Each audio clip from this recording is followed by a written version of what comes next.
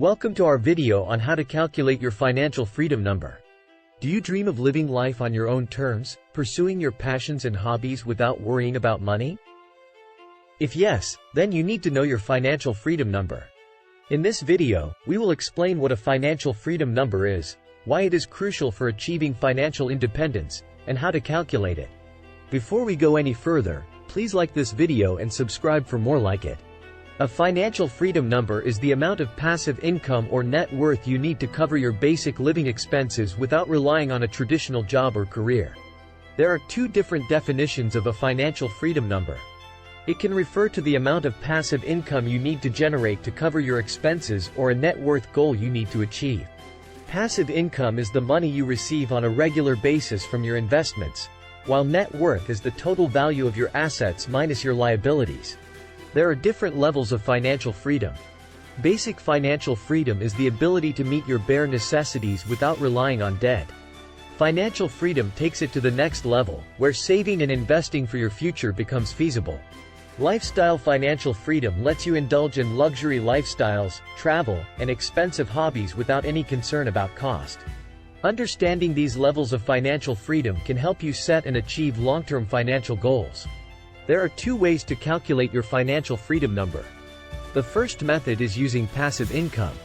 To do this, figure out all your expenditures for the last 12 months, including rent, mortgage, utilities, groceries, transportation, entertainment, and any other expenses you incur regularly. Add them up and divide by 12 to get your monthly living expenses. This is how much you need to cover your basic needs each month. To calculate your financial freedom number, you need to generate enough passive income to surpass your monthly living expenses. The second method is using the 4% rule. This rule states that you can safely withdraw 4% of your investment portfolio each year without depleting your savings. To calculate your financial freedom number using the 4% rule, divide your monthly living expenses by 0.04, or multiply by 25. Factors that can affect your financial freedom number include inflation and taxes. Inflation is the rate at which the general level of prices for goods and services is rising, and it can significantly impact your financial freedom number over time. To account for inflation, you should adjust your financial freedom number to include an estimated inflation rate for the future. Taxes can significantly impact your financial goals, from federal taxes to state and local income taxes, property taxes, and even sales taxes.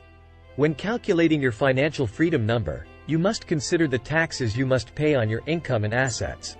For many tax-advantaged accounts like standard IRAs and 401ks, you will eventually have to pay taxes on their final withdrawal. It's important to estimate your future tax liability based on your expected income and investment returns. Your financial freedom number is not static and can change over time based on various factors.